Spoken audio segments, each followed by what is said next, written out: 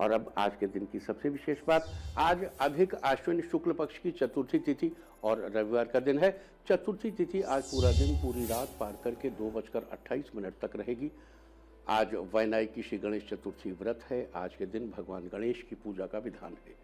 आज दोपहर पहले 11:37 तक इंद्र योग रहेगा। उसके बाद वैधति योग लग जाएगा, जो कि अगली सुबह 7:58 तक रहेगा। इंद्र योग में राज्य पक्ष का रुका हुआ कार्य कर प्रयास करने से पूर्ण होगा और वैधति योग स्थिर कार्यों है तो ठीक है, परंतु भागदौड़ वाला कार्य अथवा यात्रा आदि इस योग में नहीं करनी चाहिए। साथ ही आज रात 10:52 तक रवि योग भी रहेगा। इस योग में किए गए कार्य को कोई भी बिगाड़ नहीं सकता। रवि योग व्यक्ति को अपने अंदर पॉजिटिविटी बढ़ाने में मदद करता है। इस दौरान किए गए कार्यों से सुख समृद्धि और सफलता प्राप्त होती है। इस दौरान खरीदारी करना भी बड़ा ही शुभ होता है। इसके अलावा आज रात 10:52 तक स्वाति नक्षत्र है। स्वाति 15वां नक्षत्र है। स्वाति नक्षत्र का अर्थ है स्वतः आचरण करने वाला, यानी स्वतंत्र। इसका प्रतीक चिन्ह अंकुर या पेड़ों पर आई नई कोपलों को माना जाता है। इसका संबंध अर्जुन के पेड़ से बताया गया है।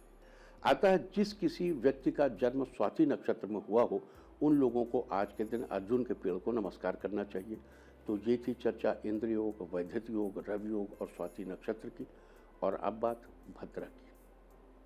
आज शाम 4:04 से देर रात 2:28 तक भद्रा रहेगी। ज्योतिष विज्ञान के अनुसार भद्रा अलग अलग 12 चंद्र राशियों के अनुसार तीनों लोक, स्वर्ग, पृथ्वी और पाताल में घूमती रहती है।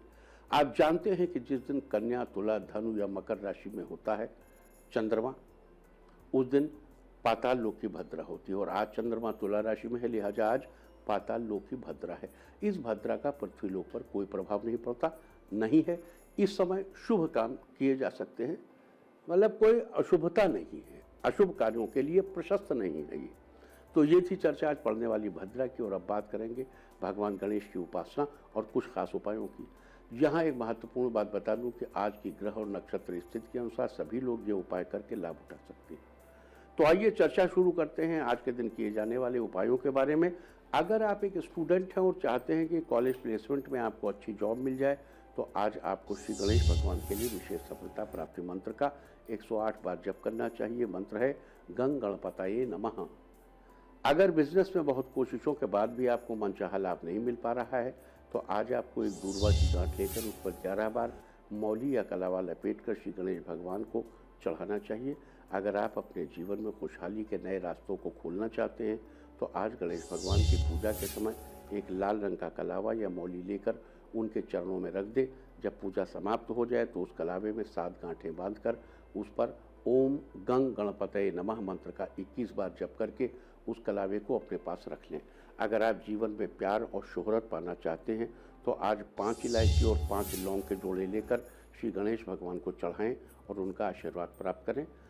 अगर आप खेल के क्षेत्र से जुड़े हैं और जीवन में खूब आगे बढ़ना चाहते हैं, तो आज आपको श्री गणेश भगवान के शक्ति विनायक गणपति मंत्र का 1 माला यानी 108 बार जप करना चाहिए। मंत्र है ओम ह्रीं ग्रीं ह्रीं। आपको बता दूं कि श्री गणेश भगवान के मंत्र जप के लिए लाल चंदन की माला सर्वश्रेष्ठ बताई गई है। लाल चंदन की माला न होने पर आप मूंगा, श्वेत चंदन, स्फटिक या रुद्राक्ष की माला पर भी जप कर सकते हैं। अगर आप अपने किसी विशेष काम में लाभ की प्राप्ति करना चाहते हैं, तो आज एक कच्चा नारियल लेकर उस पर रोली से तिलक करके भगवान गणेश के चरणों में लगाकर तोड़ दें और उसका प्रसाद छोटे बच्चों में बांट दें और स्वयं भी प्रसाद ग्रहण करें। अगर कोई आपको बार बार परेशान कर रहा है या कोई आपसे ऐसा काम निकलवाना चाह रहा है जो आप नहीं करना चाहते हैं, तो इस तरह की परेशानी से बचने के लिए आज आपको श्री गणेश भगवान के आगे हाथ जोड़कर संकट नाशन गणेश स्तोत्र का पाठ करना चाहिए। आपके जीवन से सारे संकट अपने आप ही दूर हो जाएंगे। अगर आप अपने दाम्पत्य संबंधों की डोर को मजबूत बनाए रखना चाहते हैं, तो आज आपको एक डिब्बी में थोड़ा सा सिंदूर लेकर उसमें 1 रुपए का सिक्का रखकर श्री गणेश भगवान के चरणों में रखना चाहिए और अपने संबंधों के लिए भगवान से प्रार्थना करनी चाहिए। अगर आप किसी क्षेत्र विशेष में विद्या प्राप्त करना चाहते हैं, तो आज भगवान गणेश को लाल सिंदूर चढ़ाएं। साथ ही गणेश जी के मंत्र का 11 बार जप करें। मंत्र है मेधोलकाय स्वाहा। अगर आपके मन में कोई ऐसी नेगेटिव बात बैठ गई है जिसके बारे में आप हमेशा सोचते रहते हैं, तो ऐसी स्थिति से छुटकारा पाने के लिए आज के दिन आपको एक पान के पत्ते पर 2 सुपारी और 2 लौंग के जोड़े रखकर उसे कलावे से बांधकर श्री गणेश भगवान को अर्पित करना चाहिए। आपको किसी भी तरह की नेगेटिव स्थिति से जल्द ही छुटकारा मिलेगा। अगर आप अपने घर के सुख सौभाग्य में बढ़ोतरी करना चाहते हैं तो आज हाथों से पुष्प लेकर भगवान को अर्पित करें और फूल अर्पित करते समय ओम गंग गणपतये नमः मंत्र का जप करें। आपके घर में सुख सौभाग्य में बढ़ोतरी होगी। अगर आप अपने किसी बड़े प्रोजेक्ट की सफलता सुनिश्चित करना चाहते हैं तो आज आपको पक्षियों के लिए एक जल से भरा मिट्टी का बर्तन लेकर किसी गणेश मंदिर में जाकर रखना चाहिए। आज ऐसा करने से आपके प्रोजेक्ट की सफलता सुनिश्चित होगी। तो ये सारी चर्चा थी वैनायकी श्री गणेश चतुर्थी व्रत के बारे में। उम्मीद है कि आप इस चर्चा का लाभ जरूर उठाएंगे। और अब आगे बढ़ने के पहले 2 चर्चाएं। पहली चर्चा 13 से 23 सितंबर यानी कि गुरु के वक्री होने के बाद केतु के साथ रहने की 10 दिनों की अवधि की, और दूसरी बात सुशांत सिंह राजपूत की न रहने की बात। तो जिस समय सुशांत सिंह राजपूत ने अपने शरीर को त्यागा उस समय चंद्रमा केतु और राहु के ठीक बीचों बीच था। 13 तारीख की रात 12 बजे के आसपास, यानी जिसके 1 घंटे पहले 13 तारीख और 1 घंटे बाद 14 तारीख थी। उस समय कुंभ लग्न थी और लग्नेश 12वें था। कुंभ लग्न थी और लग्न का स्वामी 12वें था और वक्री था, यानी कि शरीर का स्वामी गत हो गया था। गत और वो वक्री था, उल्टा था। तो वो उल्टा कोई स्वेच्छा से नहीं होता। अब यहां महत्वपूर्ण बात यह है कि चंद्रमा राहु और केतु दोनों के एकदम बीचों बीच में था, यानी कि इस पूरे मामले में जितनी भी थ्योरीज आएंगी उनमें से ज्यादातर थ्योरीज मनगढ़ंत होंगी। और ये भी ध्यान रहे कि उस समय जिस समय ये चंद्रमा राहु और केतु के बीच था उस समय जुपिटर, चंद्रमा जुपिटर की राशि में था, बृहस्पति की राशि में था। तो हमने आपसे अभी कुछ दिन पहले कहा था कि अभी 13 तारीख से गुरु जब वक्र, और गुरु वक्री था उस समय, यानी राशि का स्वामी उस समय वक्री था। चंद्रमा बुध और राहु और केतु दोनों के बीचों बीच था। राशि स्वामी वक्री था और ठीक रात्र मध्य रात्रि के बीच जो लग्न थी वो कुंभ लग्न थी। लग्न का स्वामी अपने से 12वें था और वक्री था। तो इसमें जितनी भी थ्योरीज आएंगी इसमें most of the theories illusory होंगी। होगा कुछ और, दिखेगा कुछ और। बहुत लंबे समय तक ये सब खींचने वाला है और 13 से 23 सितंबर इस बीच निश्चित रूप से बहुत सुंदर डेवलपमेंट्स होंगे, क्योंकि अब चंद्र राशि का स्वामी गुरु मार्गी हो चुका है। तो चीजें अब सीधे रास्ते पर चलनी शुरू हो जाएंगी।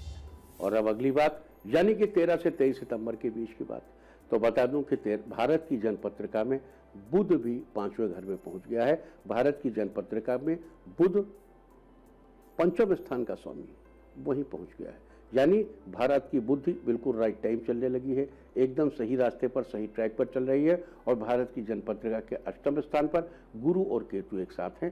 केतु जासूसी का देवता है और बृहस्पति विद्या, बुद्धि, पांडित्य, गंभीरता और कुछ हद तक जठर तंत्र का देवता है। तो ये पूरा समय भारतीय छिद्रान्वेषण की सफलता का समय है। छिद्रान्वेषण यानी जासूसी, यानी इंडियन इंटेलिजेंस सिस्टम की सफलता का ये समय है। इस समय इंडियन इंटेलिजेंस सिस्टम शैल सक्सीड लाइक सक्सेस।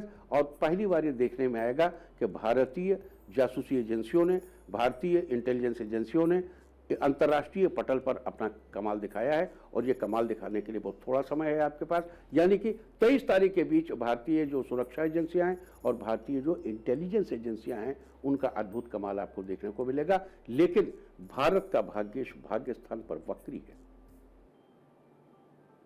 ये ध्यान रहे। तो इसलिए जो भी कदम उठाना है वो चाहे देश के नियंताओं को उठाना है या जो कदम देश के आम आदमी को उठाना है। शनि आम आदमी का सूचक है। आम आदमी को अपना हर कदम उठाने के पहले सोच विचार करना चाहिए। समय थोड़ा क्रिटिकल है दिसंबर तक, लेकिन यह हमेशा क्रिटिकल नहीं रहेगा। उसके बाद भाग्येश भाग्य में ही गोचर करेगा और भारत विश्व का गुरु बनने की ओर अग्रसर होगा।